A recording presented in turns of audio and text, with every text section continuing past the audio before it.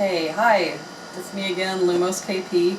I am going to be talking today about color, and this is going to be a pretty short video. The reason is that everything I've learned about color and how to separate out your rovings and how to blend colors and all that kind of stuff, everything I know about it I learned from Felicia Lo's class on Craftsy. Spinning dyed fibers, I think is the name of it. So I don't want to try to just paraphrase and repeat everything that I learned in her class because, first of all, I don't think that's very honest of me. Secondly, I think that that's probably the best money you could ever spend is to take her class on Craftsy. So again, it's Felicia Lo, and I believe the name of the class is Spinning Dyed Fibers, and it's at craftsy.com. And if you're part of Hogwarts at Ravelry, I have it listed in the resources of the study hall, the drop spindle study hall. So, that having been said, I will just kind of give you an idea as to how I would go about spinning something like this. This is some absolutely exquisitely beautiful, that I drool over whenever I look at it, roving top from Inglenook Fibers. And if you have not shopped at Inglenook Fibers, you're missing out. They've got some incredibly beautiful rovings, tops, and these neat little things called stickle bats, which they're like little tiny carded bats. Anyway, beautiful fibers. So let's talk a little bit about how you could go about spinning something like this, because one of the questions that came up in the study hall was, I have this great roving, how do I spin it so that it comes out looking like this, as opposed to just a big mishmash blob of color, different colors. I will tell you right now that the best way that you can do that, if you truly are committed to keeping the fiber exactly as it is, the colors exactly as, sorry, not the fiber, but the colors exactly as it is, you're going to want to learn how to do Navajo or chain plying. I am not even going to attempt to teach that in this study hall, but there are lots and lots of videos out there. If you look at YouTube, people can help you out with that. I've done it on the spindle, and it's very difficult for me. I tried it on my wheel, also very difficult. It's not impossible, and it's really a fantastic way to ply so that you keep all the colors exactly in order and the amount of color exactly like you see it on your bat. I mean, or exactly as you spin it, I should say. So it's an awesome, awesome thing to learn. I just am not capable of teaching it. So look for chain plying or Navajo plying or end plying. Okay, now, knowing that I personally am not going to do any end plying, let's say I wanted to keep this as much like the original fiber as I could. Well, probably the best way to do that would be to take your fiber. You need to figure out how thick you want your yarn to be. I really, gosh, I can't even tell you how much I love these colors.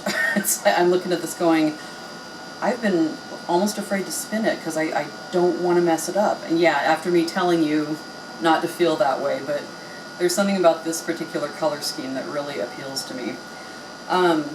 However, all that having been said, I am going to spin this during Tour de Fleece, so now's the time for me to decide how I'm going to do it. Now if you look at the colors, you'll see that, and sorry Elise, you're going to have to keep up with me flipping fiber all over the place. You'll see that the two ends, we've got this cool yellow. And then it comes up into the green. And then, let's see if it's even here. Yeah, that's pretty even. So, it starts at the yellow, moves into the greens, and then we start getting into the purples. More purple, purpley purple, lots of purple, kind of a burgundy purple. Now we're getting into some of the lighter stuff. Lighter along with the purple here, and then in the light stuff. Okay, there are a bazillion different things you could do with this.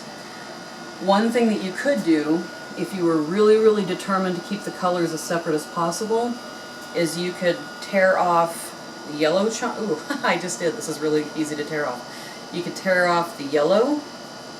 Let's go ahead and do that. What the heck? Woo! It was floofy. And tear off this yellow. Okay, and then spin that at some point. And then you could tear off the green. And tear off the green.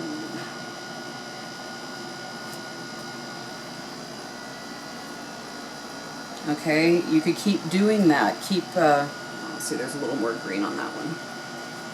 So we'll put the green with that. Then you could keep going. You could separate these purples out together, and then kind of get these burgundies together and these lighter colors together.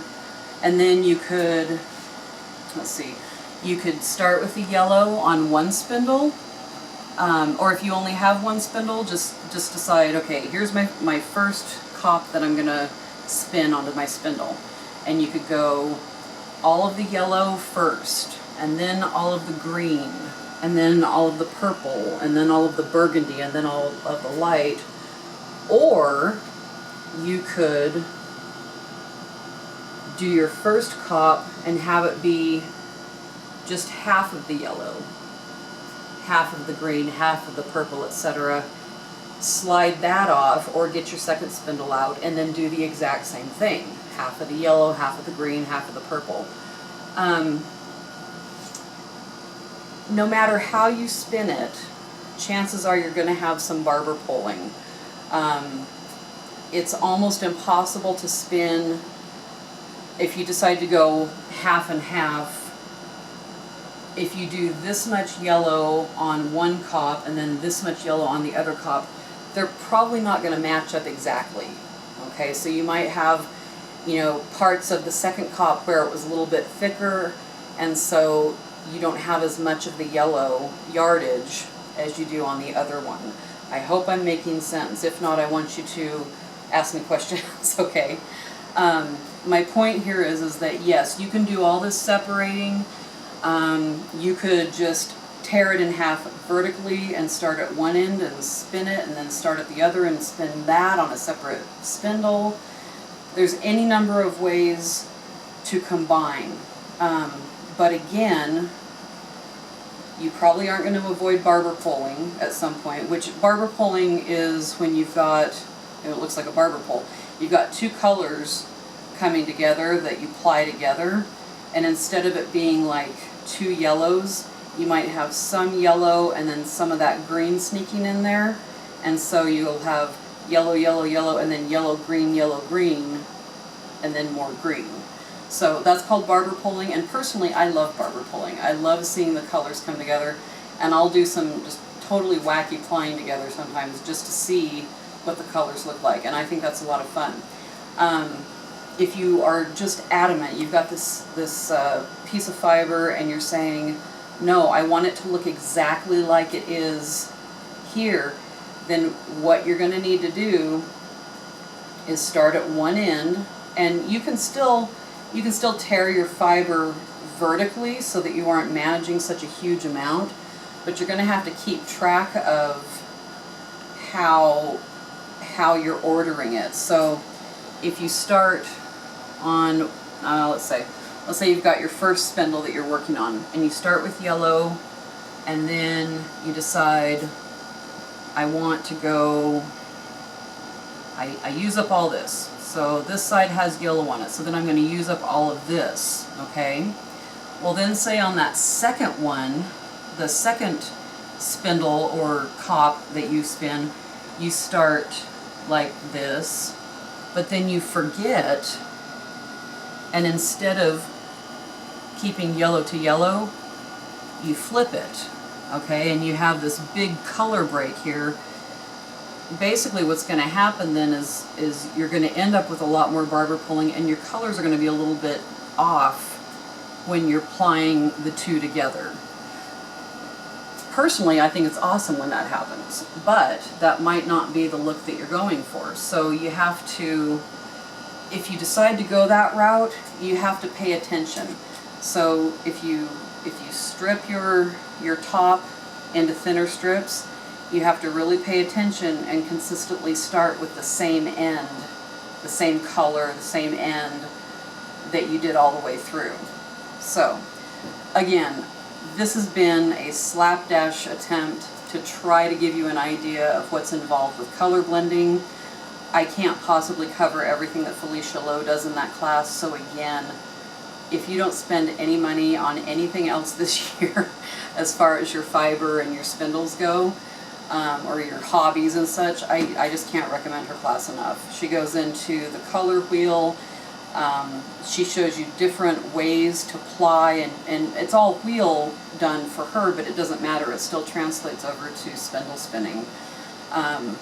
It's so informative.